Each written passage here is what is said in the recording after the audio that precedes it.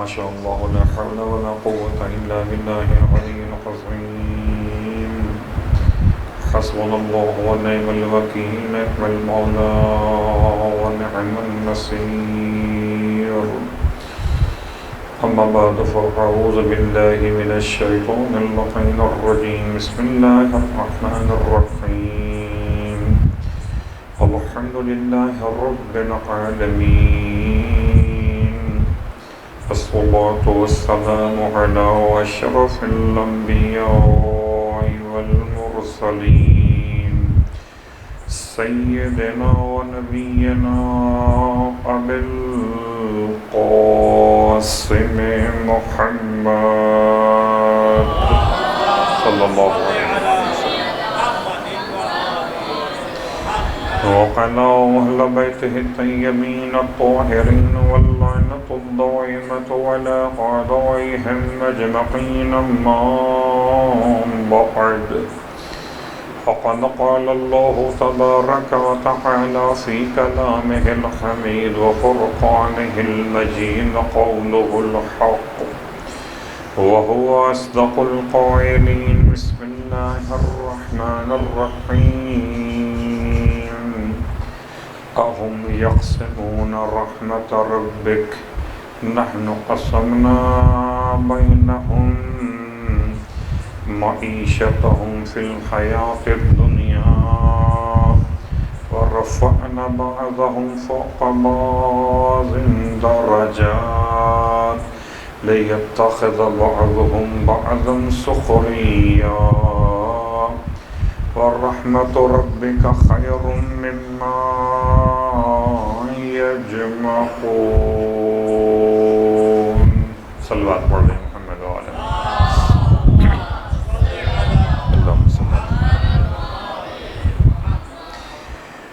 تمام تعریفیں اس خدا بزرگ برتر کے لیے جس نے رات بنائی آرام کے لیے اور دن بنایا کسب اور معاش کے لیے، اور تمام ہدیہ درود و سلام و نزوات مقدسات کے لیے کہ جن کی تعلیمات نے رات کو آرام کے ساتھ عبادت کا عنوان بنا دیا، دن کو رزق حلال کی تلاش کے ساتھ خدا کی محبت کا معیار بنا دیا. الحمدللہ الذی جعلنا من المتمسکین بالقرآن العظیم وجعلنا من المتمسکین بولایت علی بن ابی طالب علیہ السلام.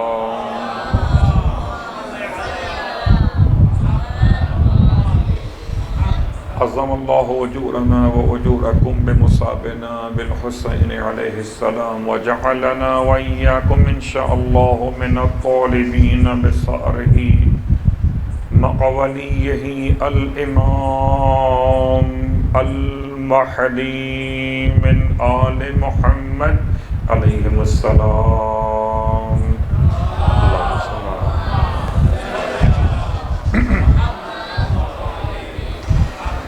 اما بعد، فرش ادائے امام مجتبیٰ علیہ السلام پر حاضر خدمت ہیں اور ایک طالب علم کی حیثیت کے ساتھ اپنا سبق پیش کر رہا ہوں.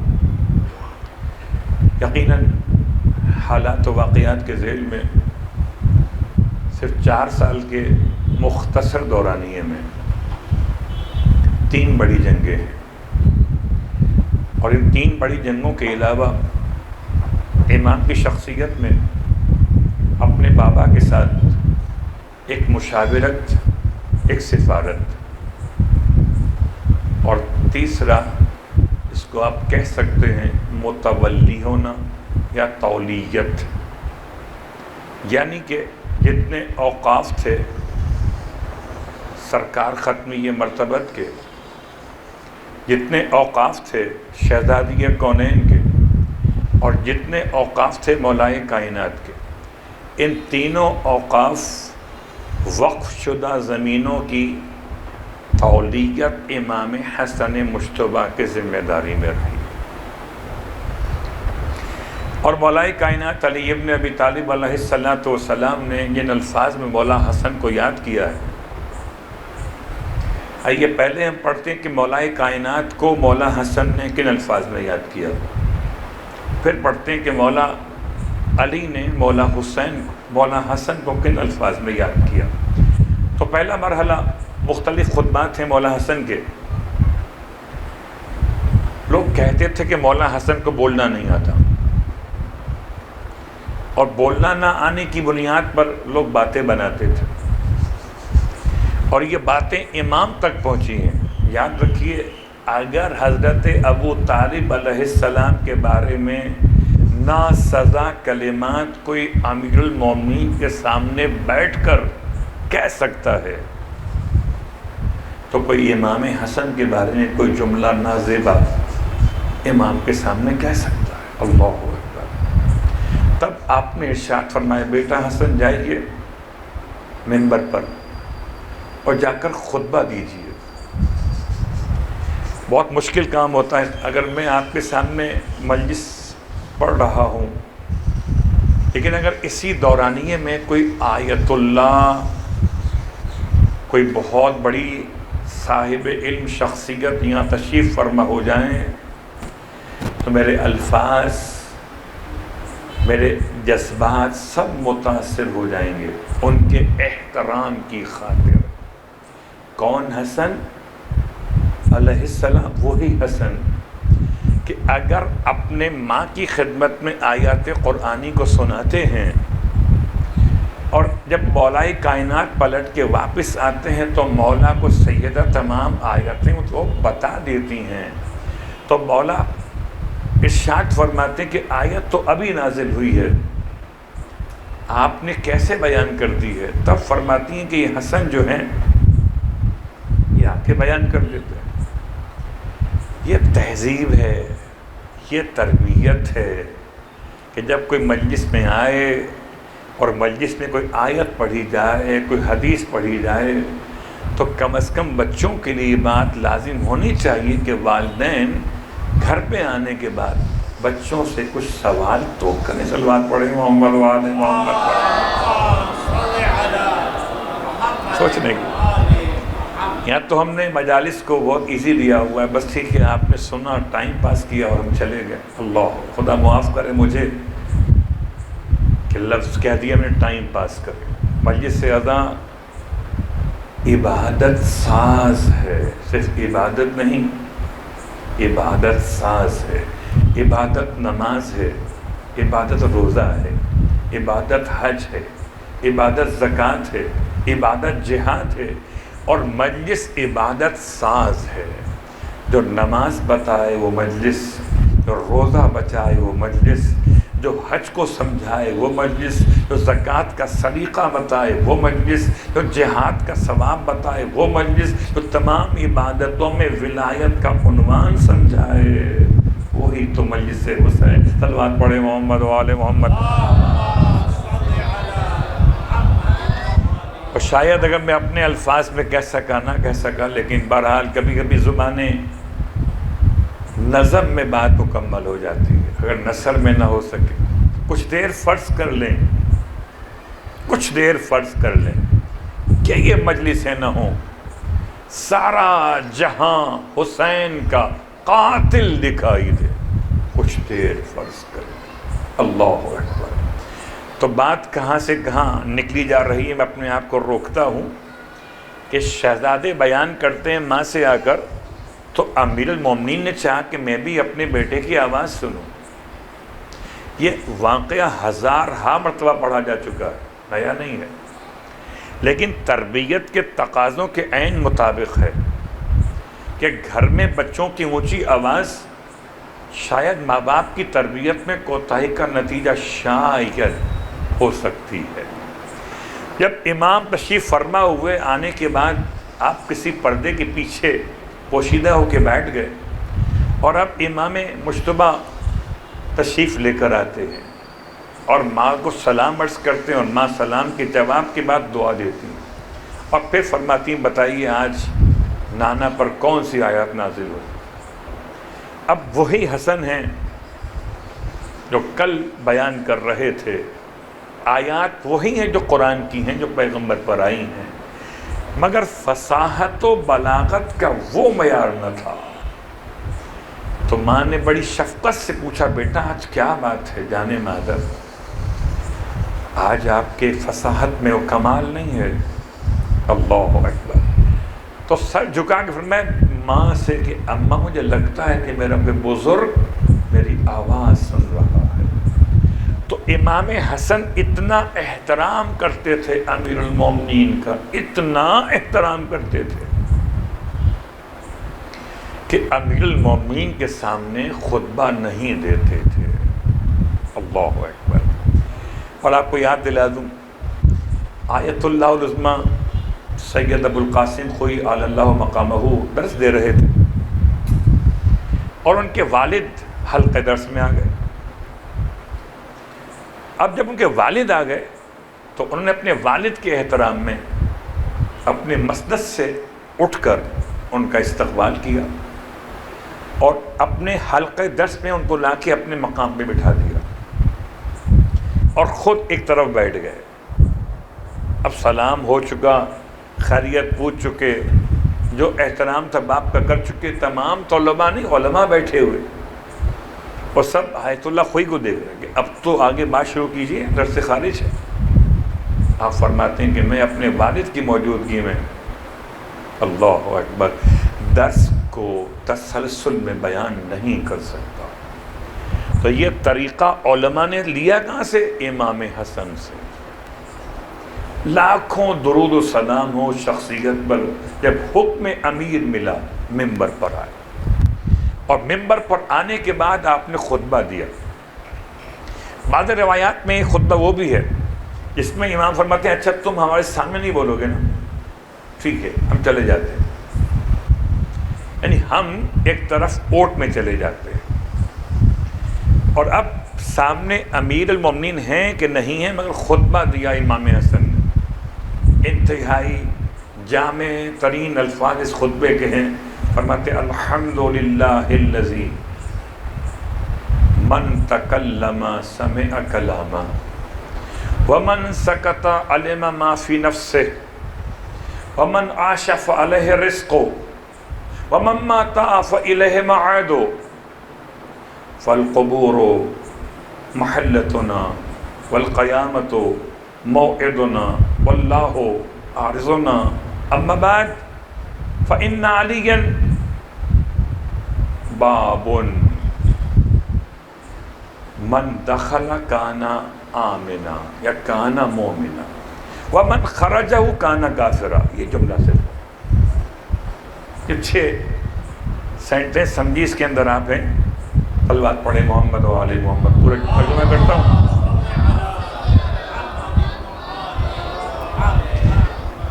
حمد ہے اللہ کی، اس اللہ کی حمد ہے الذی تکلم من تکلم سمع کلامہ، کہ جب بھی کوئی کلام کرتا ہے تو خدا اس کی آواز کو سنتا ہے.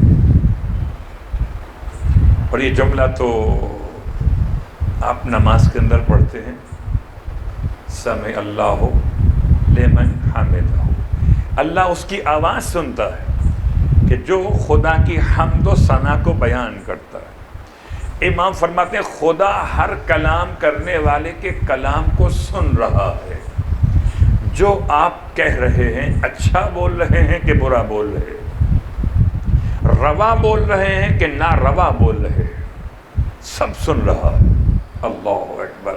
اور اگر یہ بات یقین کی حد تک آ جائے تو پھر بہت سے الفاظ پر یہ آپ اپنے آپ کو روکنے میں کامیاب ہو جائیں. کوئی سنے نہ سنے خدا سن رہا ہے. اب سوچ کے بولیے اللہ اکبر. بہت سی مثالیں اپنی خدمت میں بیان ہو سکتی ہیں کہ انسان کبھی کبھار اس طرح بول رہا ہوتا ہے جسے کوئی سننے والا اس کی پکڑ نہیں کرنے والا.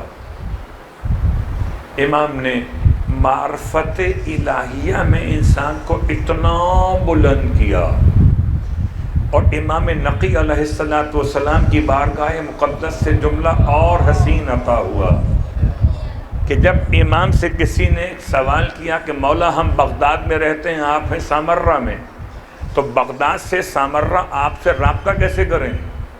آج کا دور ہوتا تو آپ فون کر لیتے، موبائل سے بات کرتے مولا سے، کیا خیال ہے آپ کا؟ ای میل کرتے مولا کو. کیا خیال ہے آپ کا؟ ایس ایم ایس کرتے ہیں مولا کو، واٹس ایپ کر لیتے ہیں مولا کو۔ آج کیا کر سکتے ہیں؟ آج بہت سے رابطے ہیں، کسی انسان کا کسی انسان سے رابطہ کرنا مشکل نہیں ہے، لیکن کل کے دور میں کیا تھا؟ کوئی سوائے قاصد جائے اور وہ آپ کا خط لے جا کر پہنچائے، پھر امام جواب لکھیں اور وہ خط کا جواب آپ تک آئے۔ امام نے ارشاد فرمایا تم اپنی بات کو اپنی زبان پہ لاؤ تو صحیح، تمہاری اپنی آواز تمہارے کان میں بعد میں پہنچے گی، ہمارے کان میں پہلے پہنچ جائے گی۔ تو اگر خدا سن رہا ہے تو حجت خدا سن رہا ہے۔ اب یاد رکھیے اس زمانے میں امام نقی سن رہے تھے، آج امام زمانہ علیہ السلام سن رہے۔ اللہم صل علی۔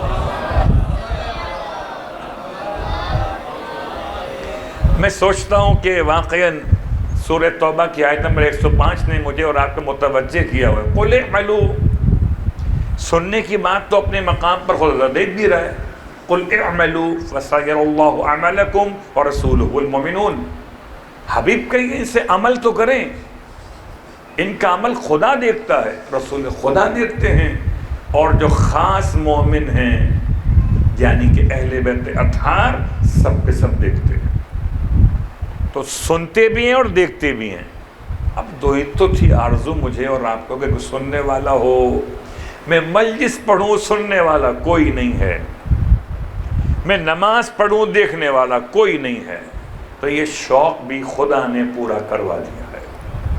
آپ پڑھیں وہ سن رہا ہے، آپ کریں وہ دیکھ رہا ہے۔ من تکلم سمع کلاما ومن سکت اللہ اکبر علم ما فی نفسہ، اور اگر کوئی خاموش ہو جائے، امام فرماتے ہیں تو خدا اس کے ما فی الضمیر کو جانتا ہے۔ ایک تو کلام کے ذریعے سے اظہار ہو گیا نا، بھئی آپ نے جو بولا وہ سن لیا سننے والے نے، ایک آپ نے بولا ہی نہیں، اب وہ کیسے سنے گا سننے والا؟ خدا اتنا بزرگ ہے، امام فرماتے اگر کوئی خاموش رہے تو خدا اس کے اندر کی آواز کو بھی جانتا ہے۔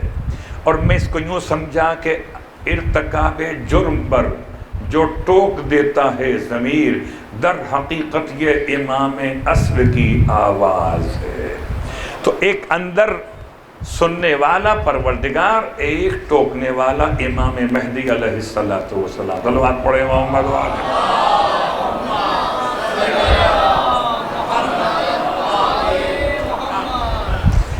تو سننے والا بھی ہے اور جاننے والا بھی، پروردگار سمیع بھی ہے اور علیم بھی ہے۔ اگر آپ خاموش رہیں گے تو خدا آپ کے اندر جو کچھ چل رہا ہے وہ سب جانتا ہے۔ اللہ اکبر۔ اور صرف خدا نہیں جانتا بلکہ حجت خدا بھی جانتے ہیں کہ آپ کے دل میں کیا ہے۔ بہت سارے واقعات ہیں تاریخ کے کہ جہاں ہر حجت خدا نے ما فی الضمیر کو سامنے لا کے اپنے کرامت کو بیان فرما دیا ہے۔ پھر امام فرماتے ہیں وَمَنْ عَاشَ فَعَلَيْهِ رِزْقُهُ، تو جو زندہ ہے اس کا رزق خدا کے ذمے ہے۔ بات رزق کی دوبارہ آ گئی آپ کی خدمت میں، اور رزق و رزقان، یہ مشہور جملہ پیغمبر کی حدیث۔ رزق دو طرح کا ہے، رزق تطلب، ایک رزق وہ ہو جس کو تم طلب کر رہے ہو، وہ رزق یطلبک، اور ایک وہ جو تم کو طلب کر رہا ہے، تم کہیں جا کے چھپ جاؤ یہ تم تک چل کر پہنچ جائے گا۔ اور امام حسن مجتبیٰ علیہ السلام کا دسترخوان رزق بانٹنے کا بہترین ذریعہ۔ اگر آپ کو یاد ہو مدینہ منورہ کی امام بارگاہوں کی کیفیات جو گئے ہیں، تو شیخ العمری، عین سے عمری، یہ شیخ محمد علی العمری کے نام سے معروف تھے، بزرگ عالم، بہت بزرگ۔ جہاں تک میری معلومات ہیں وہ آیت اللہ خوئی کے ہم کلاس تھے. اللہ اکبر. مدینے میں ان کا وجود خود ایک معجزہ تھا کہ انہیں کوئی بھی جان سے مارنے میں کامیاب نہیں ہو سکا. اور یہ خود کیا تھے؟ مطلب دسترخوان امام حسن کا بچھانے والوں میں شامل تھے. مدینہ اور دسترخوان امام حسن. پھر ان کے بیٹے شیخ کاظم العمری. اللہ اکبر. کیا کبھی ان کا چہرہ یاد کرتا ہوں، دونوں باپ بیٹے کا. اتنے نرم ہاتھ، اتنے محبت بھرے چہرے، سجدوں کے نشان. مدینے میں رہ کر ولایت پر اعتماد، زیارت کا انتظام، دسترخوان کا ایسا عنوان کہ جو بھی آ جائے سب آئیں بسم اللہ بیٹھ جائیں. اور شیخ کاظم ہمیشہ تعلیم فرماتے تھے کہ دیکھو دسترخوان پہ سب کو دعوت، عصر کی نماز کے بعد جب وہ کھلا ہوتا تھا، آج کل بند ہے، مگر کم از کم ایک پیج قرآن کا تلاوت کرو، ایک پیج قرآن پڑھ لو، ایک 2 رکعت نماز پڑھ لو، اور ایک درود کی تسبیح پڑھ لو. 3 چیزیں. چوتھی دعائے توسل. یہ 4 عمل انجام دو، پھر دسترخوان پر آؤ تو شفا ایسی ہے کہ غذا بھی ہو جائے گی اور شفا بھی ہو جائے گی. میں نے خود وہاں دسترخوان سے ریزے چن کر استعمال کیے. اللہ اکبر. ایسا محسوس ہوتا تھا جیسے ہے مدینے کا علاقہ مگر مشہد مقدس میں جیسے بیٹھے ہوئے. صلوات پڑھے محمد و آل محمد. جو گئے ہیں انہیں سب باتیں یاد آ چکی ہوں گی، کیسے وہاں پر عبادات مجالس ہوا کرتی تھیں، اور آج کل فی الحال وہ بند ہوا. موضوع الگ ہو جائے گا. تو دسترخوان امام کے الفاظ رزق، ومن عاش فعلیہ رزقہ، جو زندہ ہے اس کا رزق خدا کے ذمہ ہے. ومن مات فالیہ موعدہ، اور جو مر گیا اس کو لوٹ کر اس کے پاس جانا ہے. یہ خطبہ ہے مولانا. اللہ اکبر.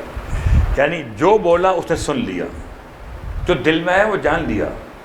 زندہ نے رزق دیا، مر گئے تو بلا لیا.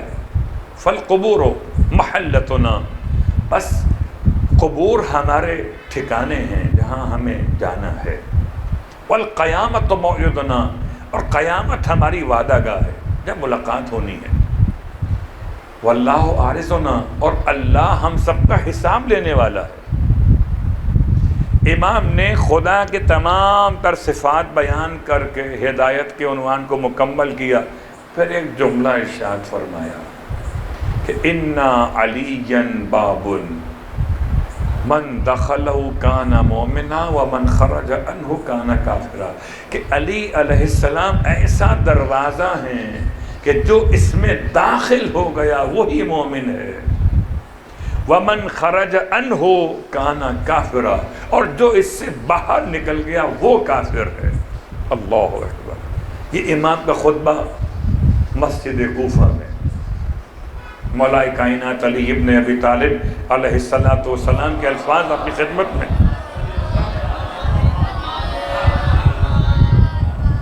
اور یہ یہاں تک تو آپ نے سنا کہ امام حسن نے اپنے بابا کے لیے مختصر جملہ ارشاد فرمایا کہ علی دروازہ ہے. اللہ اکبر. اور آپ بھی مجھ سے بہتر جانتے ہیں کہ آج بھی معیار کیا ہے؟ معیار صرف علی ابن ابی طالب ہے. باقی سب مسلمان ہیں، کچھ علی والے ہیں، کچھ گلی والے ہیں. اب جو علی والا ہو گیا وہ مومن ہو گیا، جو علی والا نہ ہو سکا امام کی نگاہوں میں امام نے اسے مومن نہیں کہا. آگے جملہ میں پڑھ چکا اور آپ سمجھ چکے. بہت غور کیجیے گا. اب میں بات کو آگے بڑھاتا ہوں کہ امیر المومنین نے امام حسن کی تعریف میں کیا فرمایا. صلوات پڑھے محمد و آل محمد پر.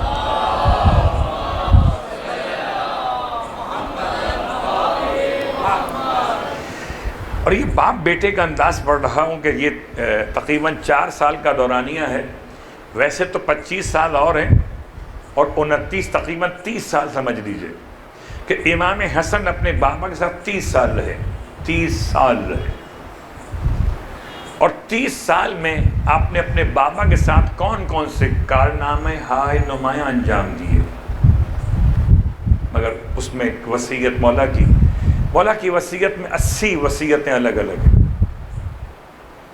ان میں سے ایک وصیت کا صرف ایک جملہ پڑھتا ہوں، عجیب جملہ ہے مولا کا، فرماتے ہیں وجدتک بعضی بل وجدتک کلی، اے بیٹا حسن میں تمہیں اپنے وجود کا جز سمجھتا ہوں، وجدتک بعضی، گویا تم ایسے ہو جیسے میرے اپنے جسم کا کوئی حصہ، بل وجدتک، بل ترقی ہے، بلکہ بیٹا بات اس سے بلند ہے، وجدتک کلی، میں تمہیں اپنے وجود کا کل سمجھتا ہوں۔ یہ الفاظ کا ترجمہ یوں سمجھ لیجئے کہ مولا کائنات نے امام حسن کو اپنے زمانے کا علی بنا دیا، اللہ اکبر۔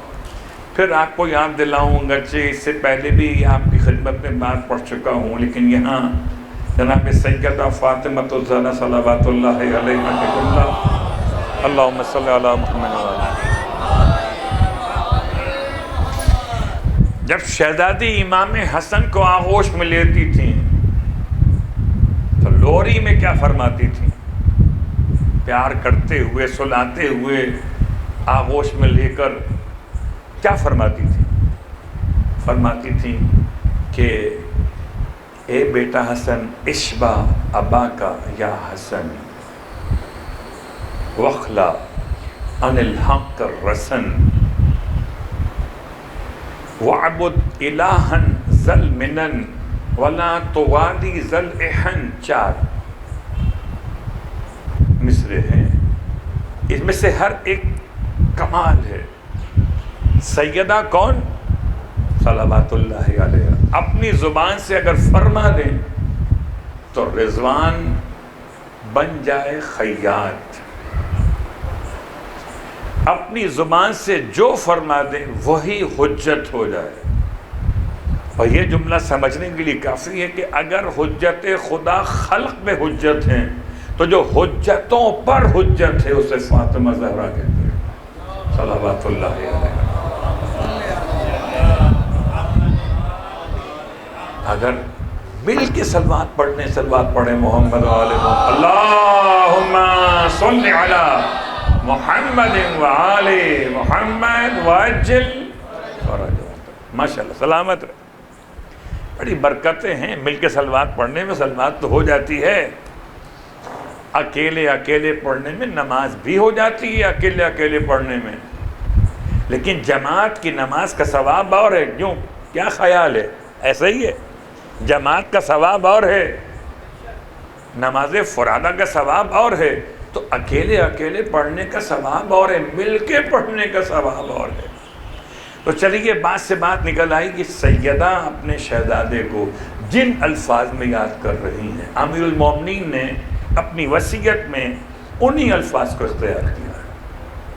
آپ کیا فرما رہی تھی؟ اشبع اباک یا حسن، اے میرے بیٹے حسن تم بنو اپنے باپ کی شبیہ،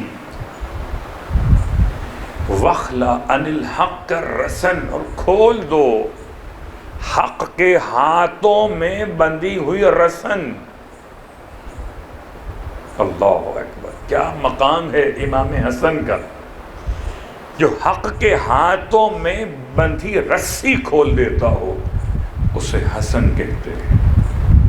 پھر فرماتی ہیں وَعْبُدْ إِلَٰهًا ذَا الْمِنَن، بیٹا بندگی کرو اس پروردگار کی صاحب منت و احسان ہے۔ وَلَا تُوَالِي ذَا الْإِحْسَانِ، بیٹا کبھی کسی کینہ پرور سے دوستی مت کرنا۔ امیر المومنین جملے بل وجدتک کلی، بیٹا حسن آپ میرے صرف جز نہیں ہو بلکہ آپ میرے کل کے کل ہو۔ اللہ اکبر، اور یہ مبالغہ آرائی علی کیا نہیں ہوتی؟ جذبات میں بہہ کر کوئی بیٹا بڑا اچھا لگے تو باپ کہے کہ تو سب کچھ ہے، یہ نہیں چلے گا۔ ماں نے کہہ دیا بیٹے کو تو چاند کی طرح سے، چونکہ ماں ہے تو اپنے بیٹے کو چاند سمجھتی ہے، تو چاند ہو تو نہیں جائے گا، لیکن امیر المومنین جو فرمائیں تو وہی ہو جائے گا، بل وجدتک کلی۔ اور اسی لیے صرف خطبہ نہیں، صرف جنگ نہیں، صرف مالی معاملات نہیں، بلکہ عدالتی معاملات میں بھی امیر المومنین کے بارگاہ مقدس میں یوں سمجھ لیجئے آپ، اگر آپ اور ہم سمجھ سکتے ہو کہ فیصلہ کرنے والے امام حسن مجتبی ہوا کرتے تھے۔ کچھ فیصلے ایسے ہیں کہ مولائے کائنات موجود ہیں۔ اللہ اکبر۔ وہ آپ کو اشارہ میں بیان کروں کہ جی وہ ایک صاحب نے حج کیا، حالت احرام میں شتر مرغ کے انڈے بھون کے کھا لیے۔ خدا کا بڑا احسان ہے، آج کل کا حاجی بیچارہ بڑا شریف ہوتا ہے، نہ شتر مرغ کے انڈے ملتے ہیں نہ کفارے کا بیان سننا پڑتا ہے۔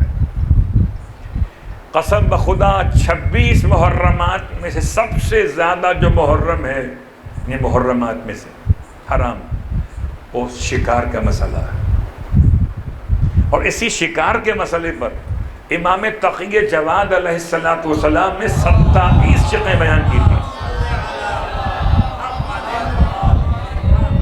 ایک سوال پر 27 اس کے پارٹس کیے تھے مولا نے۔ یاد ہے یحییٰ ابن اقسم کا واقعہ کہ اگر حالت احرام میں کوئی شکار کر لے تو کفارہ کیا ہوگا؟ امام فرماتے ہیں کہ سوال نامکمل ہے، سوال مکمل کیجیے۔ کہ سوال بھی مکمل مولا نے ہی کیا اور جواب بھی آپ نہیں دیا۔ اب یہاں سوال، اب یہ عربی شتر مرغ کے انڈے بھون کے کھا گئے حاجی صاحب۔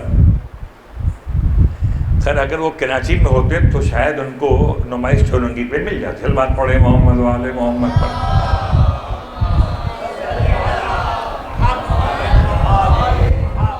بھئی آپ تو سوشل میڈیا پہ دیکھتے ہی ہوں گے کہاں کہاں کون سی سحریاں ہو رہی ہیں ماہ رمضان میں۔ خیر میرا موضوع کہیں اڑ نہ جائے کسی اور طرف، اپنے آپ کو روکتا ہوں۔ اب سوال کس سے کرنا ہے؟ جو صاحب علم ہوگا۔ یہ خلیفہ اول کے پاس پہنچے، حاجی صاحب، ان سے پوچھا۔ انہوں نے فرمایا کہ یہ سوال ذرا سا مشکل ہے، ٹیکنیکل ہے، آپ جائیے خلیفہ دوم کے پاس۔ انہوں نے آگے بھیج دیا، یہ وہاں چلے گئے۔ جب ان کے پاس پہنچے کہ یہ سوال کا جواب تو آپ دیجیے عبد الرحمن ابن عوف سے۔ یہ چلے گئے وہاں پر۔ عبد الرحمن ابن عوف نے مسئلہ سنا کہ یہ سوال کا جواب سوائے علی کی کوئی اور دے نہیں سکتا۔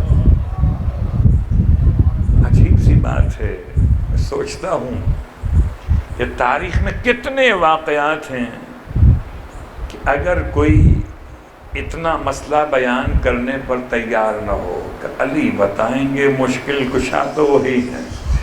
تو میں یہاں تک پہنچ گیا کہ صحابہ کے نزدیک بھی صحابی ہونا اور تھا، مشکل کشا ہونا اور تھا۔ صحابی تو لاکھ سے اوپر تھے، مشکل کشا کل بھی علی تھے اور آج بھی علی ہے۔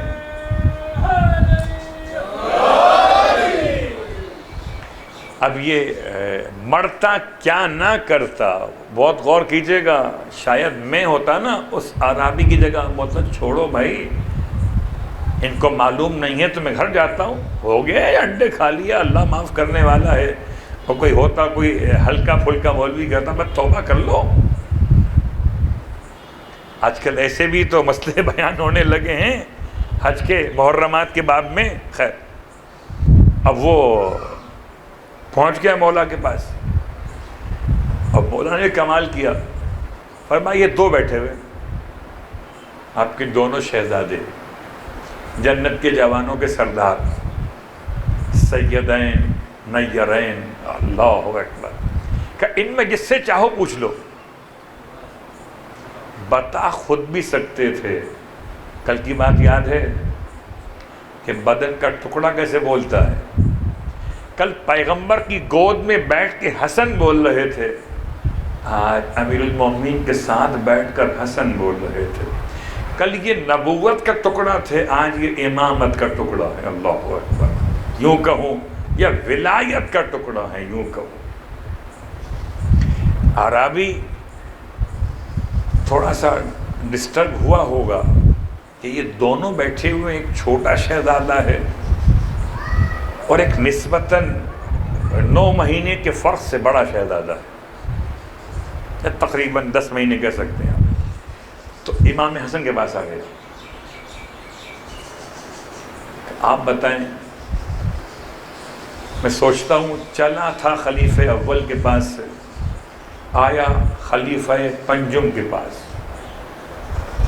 خلیفہ پنجم ہے امام حسن، گرچہ خلیفہ چہارم کے لحاظ سے بہت سے مسائل وہ الگ موضوع ہو جائے گا، لیکن اگر کوئی سمجھ سکے تو منصب خلافت ظاہری پر گرچہ 6 مہینے سے ہی امام حسن متمکن رہے ہیں، رونق افروز رہے۔ تو چلا خلیفہ اول سے تھا اور آیا خلیفہ پنجم کے پاس۔ آپ نے فرمایا کہ تمہارے پاس اونٹنیاں تو ہیں؟ کیا ہیں؟ کہ جتنے انڈے کھائے تھے ان کی تعداد تو یاد ہوگی، 2 کھائے تھے، 4 کھائے تھے، 6 کھائے تھے، 8 کھائے تھے، اتنی تعداد میں اونٹنیوں سے، اونٹوں کے ساتھ ملاپ کے بعد ایک عنوان قرار دو کہ تاکہ اس سے ولادت ہو اونٹوں کی۔ جتنے انڈے کھائے تھے اتنی تعداد میں اونٹنیوں کو حاملہ کروا لو، اور پھر جب بچے پیدا ہو جائیں ان اونٹنیوں کے تو انہیں لے جا کے ہدیہ کعبے میں نہر کروا دو، تمہارا کفارہ ادا ہو جائے گا۔ انڈے کھانا تو بڑا آسان تھا، یہ کام بڑا مشکل ہے۔ اور یہ ابھی جملہ ادا کیا تھا مولا حسن مجتبیٰ نے کہ سرکار امیر المومنین نے ارشاد فرمایا، بیٹا حسن کچھ حمل ضائع بھی تو ہو جاتے ہیں۔ آپ نے گنتی کی بات کی ہے، جتنے انڈے کھائے تھے اتنی اونٹیاں حاملہ کرائیے، تو لازم تو نہیں کہ سارے حمل کامیاب ہو جائیں، کچھ حمل گر جاتے ہیں۔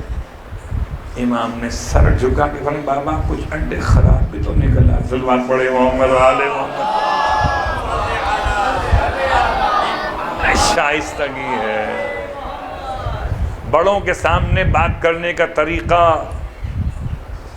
حجت خدا کی محبت کا انداز، اللہ اکبر۔ تو یہ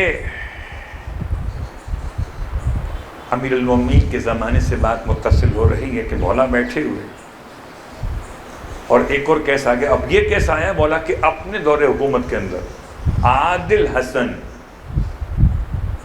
یعنی عدالت میں فیصلے کرنے والے امام حسن امیر المومنین کے ہوتے ہوئے، بہت بڑی بات ہے یہ، چھوٹی بات نہیں ہے، امیر المومنین کے ہوتے ہوئے کوئی صحابہ میں سے فیصلہ نہیں کر سکتا تھا کہ اقضاکم علی، کہ تم میں سب سے بہترین قاضی علی ابن ابی طالب۔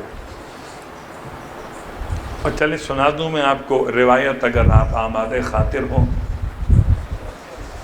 اور آمادہ خاطر ہوں تو سنیں کہ امام صادق علیہ السلام ارشاد فرماتے ہیں،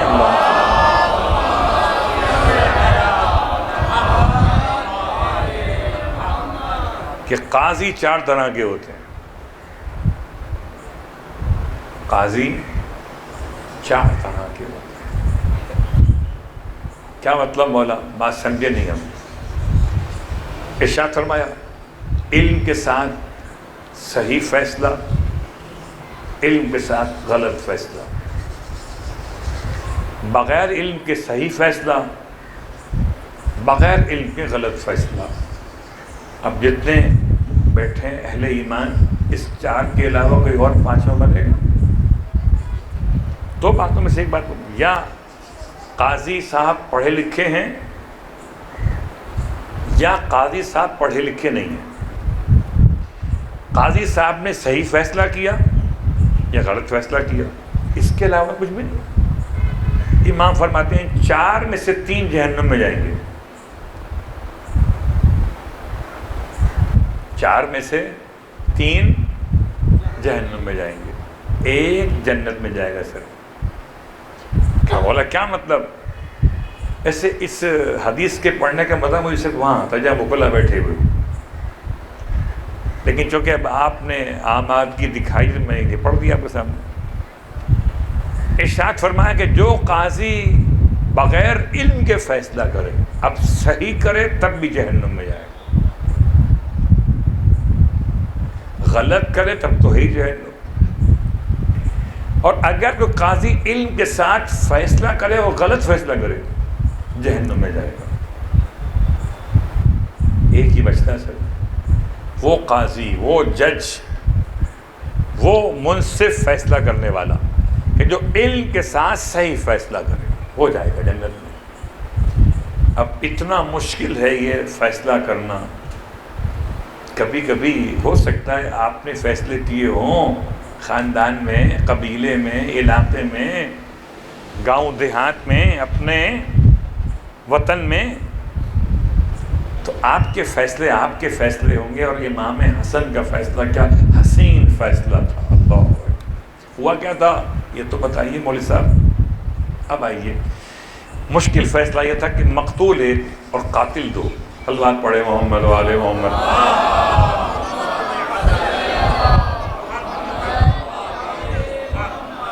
مقتول 1 اور قاتل 2، کیا مطلب؟ ایک شخص کا قتل ہوا کسی خرابے میں، کسی ویران سے علاقے میں، اور وہیں سے مقتول کی لاش کے پاس سے ایک شخص حالت ہے، یعنی اس کے ہاتھ میں چھری تھی، خون آلودہ، کپڑوں پر خون تھا، اس کو اس لاش کے پاس سے لوگوں نے دیکھ لیا، گرفتار ہو گیا۔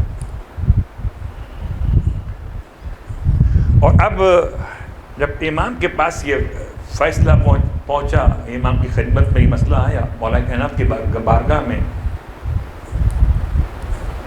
تو ابھی یہ فیصلہ کیا تھا مولا نے کہ ٹھیک ہے، اگر یہ کہتا ہے میں قاتل ہوں تو پھر ٹھیک ہے۔ ابھی قاتل کا فیصلہ اس نے خود اقرار کیا تھا کہ میں قاتل ہوں، اس کو لے جا رہے تھے دیت کے لیے، قصاص کے لیے، اچانک ایک اور شخص دوڑتا ہوا ہے اور اس نے آگے کہا کہ میں قاتل ہوں، اس کو چھوڑ دو۔ اس کے ہاتھ میں چھری ہے، چھری پہ خون ہے، لباس پہ خون ہے۔ آج کا دور ہوتا تو آپ کہتے خون کا لیبارٹری ٹیسٹ کرواؤ کہ خون کس کا ہے۔ یہ دور تو وہ ہے جب ایسی کوئی سہولت موجود نہیں ہے،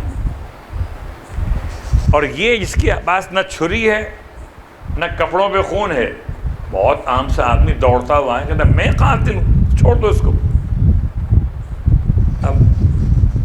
اب یہ مسئلہ مشکل ہو گیا۔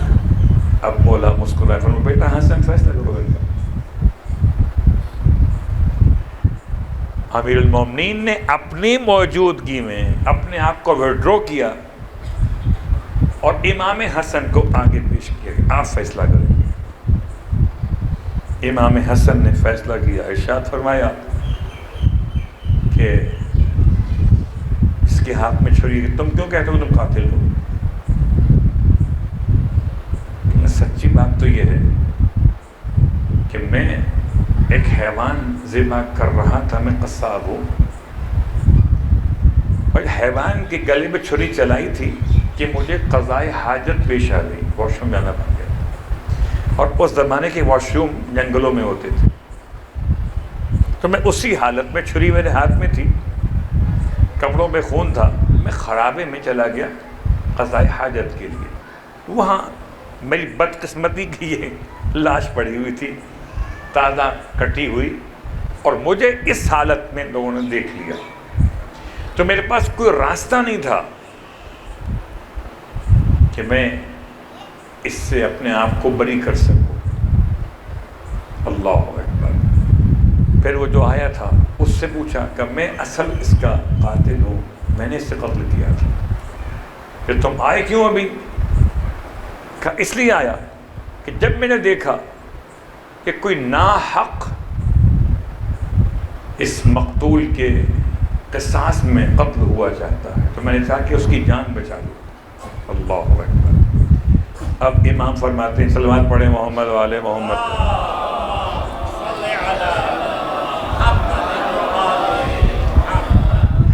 امام فرماتے ہیں بابا سے کہ بابا ان دونوں کو چھوڑ دیا جائے، دونوں قاتلوں کو، ایک صحیح قاتل اور ایک ویسے ہی قاتل اشتباہ والا، چھوڑ دیں دونوں۔ کیوں چھوڑ دیں؟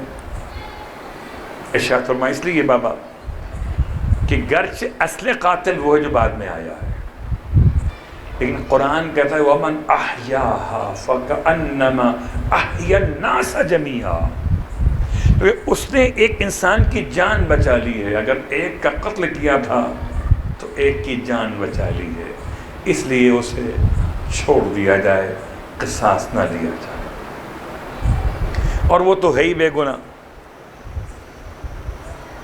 پھر اب قصاص کون دے گا؟ فرمایا بیت المال سے اس کی دیت مقتول کے ورثاء کو ادا کر دی جائے۔ امام نے پیشانی چوم لی، امام حسن، صلوات پڑھے محمد والے محمد۔ یہ فیصلہ، یہ امام حسن ہے۔ اللہ اکبر۔ آج کی حد تک بات کو روکتے، اور میں کل کہہ چکا ہوں، شاید آپ نے غور کر لیا ہو کہ میں ایک مجلس بعد میں پڑھوں گا، کل کی بات یاد ہے، اور مجلس نہیں میلاد پڑھوں گا۔ کب پڑھوں گا؟ ذی الحجہ کی 20 تاریخ کو۔ اس کا مطلب ہے کہ اب میں 9 پڑھوں گا صرف، تو کہ سفر 40 کے حوالے سے روانگی، تو انشاءاللہ جمعے کو ہماری آخری آپ سے ملاقات رہے گی، ہفتے کو ملاقات نہیں ہو پائے گی، لیکن بس یاد رکھ کہ کوئی رہے نہ رہے ذکر حسین تو رہتا ہے، کوئی آئے یا کوئی جائے، حسین کا ماتم ختم نہیں ہوتا۔ لیکن رونے والوں، آج دل چاہتا ہے کہ آپ کی خدمت میں 7ویں مجلس ہے، 13 سال کے شہزادے کے مسائل پڑھنا چاہتا ہوں۔ ہائے قاسم، کربلا کے میدان میں سب سے ممتاز قاسم، کربلا کے میدان میں سب سے منفرد قاسم، کربلا کے میدان میں سب سے مظلوم قاسم۔ یہ 3 جملے میں نے کہے ہیں۔ سب سے ممتاز کیوں ہیں؟ کہ کربلا میں کسی شہید سے حسین نے موت کا ذائقہ نہیں پوچھا، نہ اون محمد سے پوچھا، نہ عباس علمدار سے پوچھا، نہ علی اکبر سے پوچھا، کسی سے نہیں پوچھا، مگر قاسم سے پوچھا۔ اور میرا سلام ہو، ہم سب کا سلام، ہم سب قربان ہو جائیں شہزادے کے نام کے تقدس پر۔ کیا جواب دیا؟ چچا شہد سے زیادہ شیریں ہے موت، اور سب سے منفرد قاسم کیسے؟ اس لیے کسی شہید کو کسی تعویذ کی بنیاد پر اجازت نہیں ملی سوائے قاسم کے۔ قاسم کو امام رنگ کی اجازت نہیں دے رہے تھے۔ قاسم نے ایسے رقت کے ساتھ، ایسے لجاجت کے ساتھ مولا سے رنگ کی اجازت مانگی ہے کہ کسی اور نے اس طرح سے طلب نہیں کی۔ کبھی مولا کے ہاتھوں کو چومتے تھے، کبھی مولا کے ابا کے دامن کو چومتے تھے، کبھی مولا کے قدموں پہ گر جاتے تھے کہ مولا مجھے بھی تو مرنے کی رضا دے دیجیے۔ مولا تو میں کہہ رہا ہوں تو چچا کہتے ہوں گے، چچا مجھے مرنے کے لیے بھیج دیجیے۔ میرا مولا سینے سے لگاتا تھا کہ بیٹا تو میرے بھائی کی نشانی ہے، تجھے مرنے کے لیے کیسے بھیج سکتا ہوں؟ قاسم کو جواب سمجھ میں نہیں آتا تھا۔ رونے والوں، قاسم نے جب دیکھا دیکھا کہ چچا اجازت نہیں دیتے. مقتل کی روایت یہاں تک ملتی دونوں گلے مل کے اتنا روتے تھے کہ روتے روتے بے ہوش ہو جاتے تھے. پھر ہوش میں لائے جاتے تھے. قاسم خیمے میں آئے, آ کر کونے میں بیٹھ گئے, سر کو جھکائے ہوئے رو رہے تھے کہ اچانک ان کا اپنا ہاتھ اپنے بازو پہ پڑ گیا. تعویذ بندھا ہوا یاد آیا, جلدی سے کھول کے ماں کی خدمت میں لائے. تعویذ کو پھر امام کی خدمت میں لائے. امام نے تحریر حسن کو دیکھا, تحریر میں تصویر حسن کو دیکھا, رخ کیا مدینے کا, بھیا میرا سلام ہو. اس عالم میں بھی آپ کو میرا خیال رہا جب جگر کے ٹکڑے کٹ کٹ کے نکل رہے تھے, جب آپ خون کی قے کر رہے تھے, اس وقت میں بھی میرا خیال رہا. لکھا تھا بیٹا قاسم جب تم یہ تعویذ کھولو گے 10 محرم کا دن ہوگا, بیٹا اپنے آپ کو چچا سے جدا مت کرنا, بیٹا اپنے آپ کو چچا پہ قربان کر دینا. رونے والوں, اب امام علیہ السلام کے پاس حجت تمام ہو گئی. اگر یہ نابالغ تھے, 13 سال کا سن تھا, تو ولی کی طرف سے پرمیشن آ گئی حسن کے لیے. یہ ولی ہونے کی حیثیت میں پرمیشن آ گئی. ابھی امام کا تعویذ کو دیکھ کر رو رہے تھے, تحریر کو دیکھ کے یاد کر رہے تھے کہ اچانک پردے کے خیمے کے پردے کے پیچھے سے جناب ام فروہ نے آ کے آواز دی. مولا سے فرمانے لگی, مولا اگر میرا وارث زندہ ہوتا تو میں آپ کی خدمت میں خود سے بات لے کر نہیں آتی. میرا وارث نہیں رہا, بس ایک سوال کا جواب دے دیجئے, اتنا بتا دیجئے کیا بیواؤں کا فدیہ قبول نہیں کیا جا رہا؟ اب امام کے پاس حجت مکمل ہو گئی, ماں بھی آ گئی, باپ کی تحریر بھی آ گئی. حسین نے قاسم کو تیار کیا. رونے والوں, جناب قاسم کو امام نے ایک نئے انداز سے تیار کیا ہے. یعنی 13 سال کا سن تو تھا, مگر قد کے لحاظ سے کہتے ہیں حضرت قاسم گھوڑے پر بیٹھتے تھے تو خود نہیں بیٹھ سکتے تھے, انہیں بٹھایا جاتا تھا, اس لیے پاؤں رکاب میں پورے نہیں پہنچتے تھے. وہ بہادر اپنے مقام پر تھے, اس لیے 35 افراد کو واصل جہنم کیا تھا, مگر قد کے لحاظ سے پاؤں رکاب میں نہیں پہنچ پاتے تھے. تو چچا نے اٹھا کے بٹھا دیا. ہائے امامے کے دونوں طرف تحت الحنک لٹکا دیے, گریبان کو چاک کیا, میدان میں روانہ کیا. قاسم نے بڑا جہاد کیا, ارزق شامی کے 4 جوانوں کو واصل جہنم کیا. ارزق شامی مقابلے پر آیا, حسین در خیمہ پہ آ گیا, آواز دی بھابی دعا کیجئے اللہ میرے قاسم کو کامیاب کر دے. خود امام رو کے خدا سے کہتے تھے, خدایا میں قاسم کی لاش اٹھا لوں گا, لیکن ابھی میرے قاسم کے ہاتھوں اس ظالم کے غرور کو خاک میں ملا دے.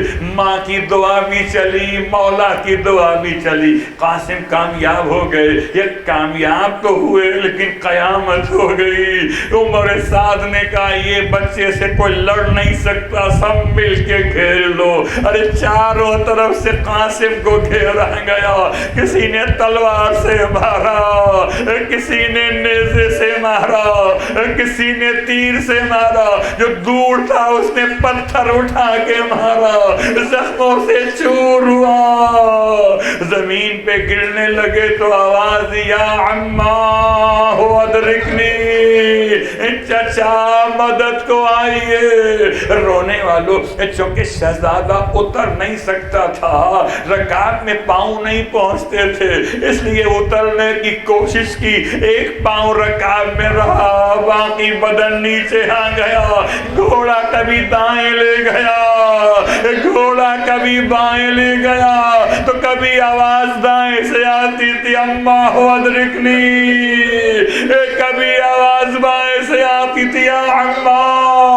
ارے جب چچا دکھائی نہ دیا, بچہ ہے نا, تیسری بار کا یا اماں ہو ادرکنی, اماں میری مدد کو آئیے. رونے والوں بس آخری جملہ, حسین قاسم کے قریب پہنچے۔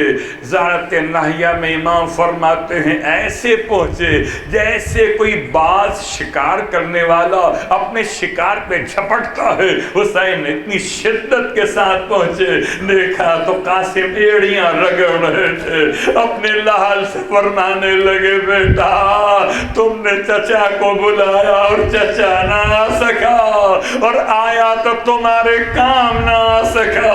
ارے بھائی قاسم کی لاش کو سینے سے لگائے ہوئے، ارے جب سمٹ نہ سکی تو چادر میں جمع کر کے اٹھایا۔ بس رونے والوں آخری جملہ، حسین نے اکبر کی لاش کے قریب لا کر قاسم کی لاش کو رکھا، دونوں لاشوں کے بیچ میں حسین بیٹھ گئے۔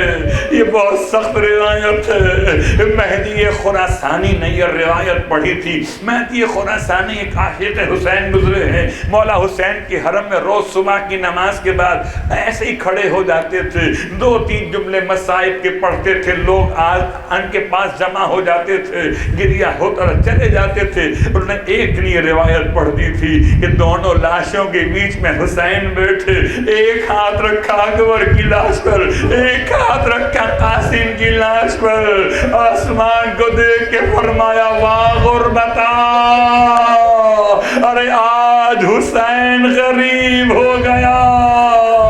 یہ روایت تو پڑھ کر مہدی آئے تھے، جب بستر راحت پر پہنچے حالت خواب میں کوئی ضعیفہ بیوی آئی ہیں، ارے فرماتی ہیں اے ذاکر آئندہ یہ روایت حرم میں نہ پڑھنا۔ انہوں نے پوچھا اگر روایت غلط ہو تو کہیں نہیں پڑھوں گا، پر میں روایت تو صحیح ہے، جب سے تو پڑھ کر آیا ہے میرے حسین کو ہوش نہیں آ سکا۔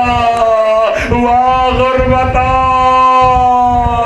حسین غریب ہو گیا۔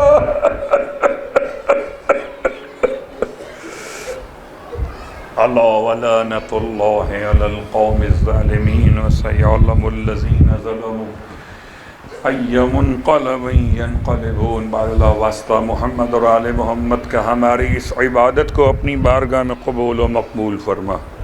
بار اللہ واسطہ محمد اور آل محمد کا پروردگار شہزادے کا واسطہ تمام نوجوانوں کی جوانوں کی مشکلات و پریشانی کو دور فرما، عقائد کے تمام معاملات کو آسان فرما، اعمال صالحات کی بہترین توفیقات عطا فرما، دین اور دنیا اور آخرت میں کامیابی و کامرانی نصیب فرما، تمام شرکائے مجلس کی حوائج شرعیہ کو پورا فرما۔ پروردگار کوئی غم نہ دے، غم ہو تو غم آل محمد نصیب فرما۔ پروردگار کربلا مولا کی زیارت سے مشرف فرما، مرنے کے بعد کربلا والوں کے شفاعت سے کامیابی کامرانی عطا فرما، جنت میں کربلا والوں کے قدموں میں ہم غلاموں کو جگہ نصیب فرما، امام زمانہ علیہ السلام کے ظہور میں تاجیل فرما۔ ہم سب کو ہمارے مرحومین کو بھی امام کی خدمت گزاروں میں محشور فرما۔